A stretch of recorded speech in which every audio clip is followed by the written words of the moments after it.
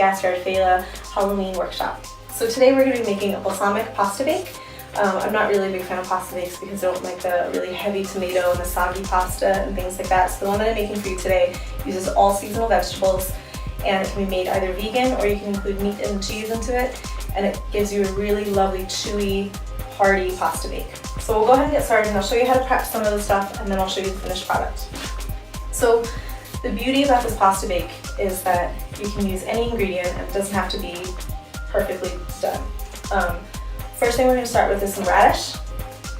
We're going to top and tail the radish. So you take the top and the bottom off, and then simply quarter it. And so you've got 4 little pieces, and put them in. If you like barbecuing as much as I do, this is also another really great vegetable to put on the barbecue grill. Just slice it in half, coat it in some olive oil and salt and pepper, stick it on the grill, and they become really juicy and lovely and really tasty whenever you've got them on the grill. So again, take your radish, quarter it, put it in, and we'll go on to the next thing. Next thing we've got are mushrooms, and you can use any type of mushroom. We have right here are just regular white cut mushrooms, and we got these from Maydown Farm Shop, which is where we get a lot of our vegetables that are sitting here today. Mushrooms are really porous, so you never want to immerse them in water and soak them. So you just take a damp rag and you just wipe the dirt off, just like this, until it's clean. And then go ahead and pop the stem out. And then about the size that you've got the radish here, you want to cut your mushroom. So I cut mine in half, and then simply slice it into little pieces. And again, take all of those mushroom pieces and toss them straight into your pot. We are using sweet potato today. You can also use butternut squash, or you can use pumpkin. And you do a similar thing here. You top and tail butternut or the sweet potato, and then I'm going to cut mine in half. It's a really big sweet potato. And a really simple way of peeling this rather than using a vegetable peeler is take your sweet potato, put it down on the counter, and just take your knife down, slice down, take away all of that peel, and then what you're left with is your peeled sweet potato. So I'm going to teach you a technique here. Again, if you've watched any of my demos before, I'm not a trained chef. I never went to school. I just cook a lot of recipes that I like making at home, that my family like to eat. My kids will maybe debate about that.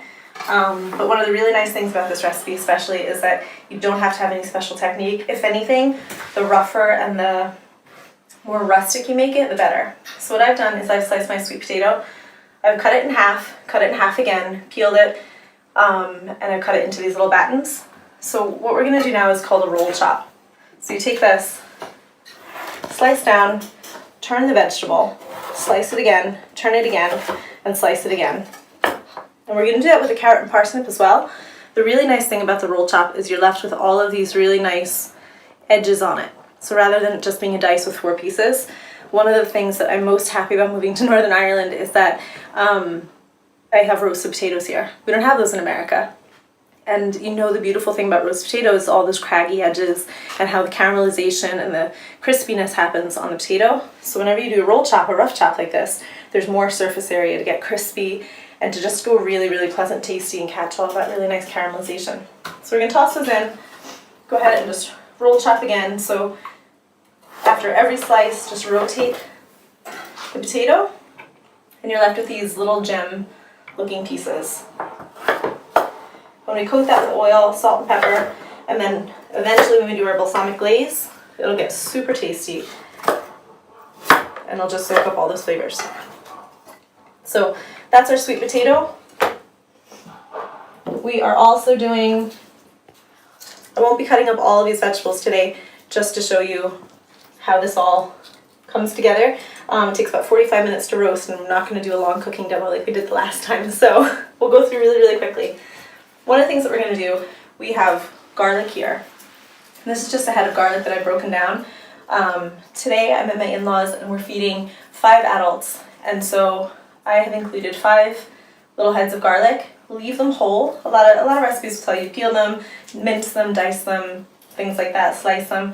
In this recipe, we're going to leave them whole, leave them in the paper, just put them straight in. And there's one for every person in our dish in the oven right now. So these will turn into butter, more or less. It'll be like almost like a garlic butter. When they roast in the paper, what happens then is once they're fully roasted, you can pop them out of their skins and you can smear them on bread, you can eat them, mix them into the pasta and stuff, which will be really tasty. But it's a really lovely way to eat your garlic, and it's not going to be really pungent, it's not going to be really strong on your breath because it's roasted and it kind of mellows out that little bit. So we'll keep going really quickly. We're doing some tomatoes in here as well, and we'll just toss a couple of tomatoes in there. We also have an onion, and that's going to get cut here. We'll go ahead and cut this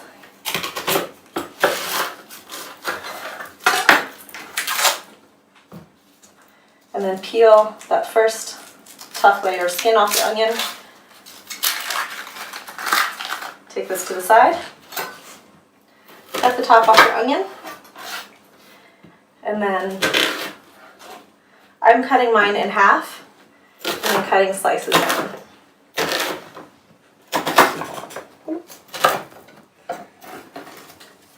And that one straight in.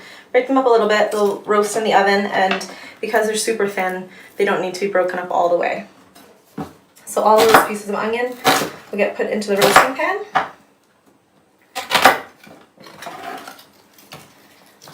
That as well. And then we also have carrot and parsnip. I'm not going to go ahead and peel those and get them cut up for you right now, but I do have to say this is something I never had until I moved to Ireland. There's something about mucky parsnips and carrots that are just super tasty and so good. One of the things that we do at Christmas time is we do honey roast carrots and parsnips, and they're really, really tasty. And so this is kind of a take of like similar to what we're doing this time. So again, these get peeled. I slice them down halfway and then roll chop them again. So you get all of those really craggy edges and they taste really, really tasty. Right, so after we've done this, we're going to take a little bit of pepper. And I'm really generous with my pepper. I like a good splash pepper there. And then a pretty generous amount of salt here. And then we're going to take our olive oil and drizzle the oil on top. Now in the actual recipe that we're pulling out, there's going to be a lot more vegetables in here, but for today's demonstration, just to show you a little bit of how to cut some of this stuff, then this is what we do. One of the things too that we wanted to show you is with pickling, a lot of vegetables like radish, like onions, like beets, it's a great way that when you've got all of this harvest and all of this wintertime veg coming up, one way to preserve it is to pickle it. It's super easy to go to Tesco and to get anything you want, but when you've got farm fresh food like this, you don't want to waste it. And then as well, it just makes a really, really lovely product. So what we've done in our pasta bake that I'll show you in a second, we have taken out some of the beetroot in here. So I've got beets, and I've got chilies, and I've got onions in here. So we've taken out some of our beets that are way down in here. And the really, really simple thing about pickling is all you need is sugar, a little bit of vinegar, some water, and some salt. So we've decided to add a little bit of chili to ours to make it, the beets are almost like that sweet fire beetroot that you get in Tesco's. It's really, really lovely. So we've taken some of our beets and I've chopped them into pieces and put them in here. So this just gets a good mix through, coat everything with salt, pepper, and oil, and then that goes away and into the oven. So I'll show you today what we've got coming out of the oven, and then I'll show you what my finishing touches are. So after all those vegetables have gone into the oven, you're going to put on tagliatelle pasta and cook that until it's al dente. Al dente means that it's not totally cooked through. There's still a little bit of chew to it, and it's maybe about 2-3 minutes before it's fully cooked and mushy, and that's when you want to take it out. So this is what our pasta bake looks like. Now, I have not made ours vegan. I've put a little bit of, we use corndale chorizo in our pasta, and we've done just a handful of herbs and everything through there. So after you put the pasta in to your roast vegetables, then go ahead and make a balsamic dressing. And all of these recipes will be up on my website or up with Fela, Gaspard Fela information. Balsamic vinaigrettes are really easy to make. They're really, really simple, and they taste really, really good. So we've gone ahead and used local burn balsamic vinegar here as the base of our balsamic vinaigrette.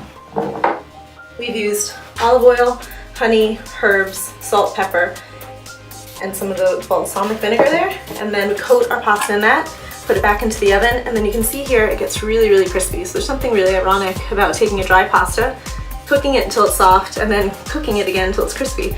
But it's really tasty and it's really delicious. So really quickly, to finish this off, the way I would do it with my family is I would take a handful of cranberries, sprinkle them on top,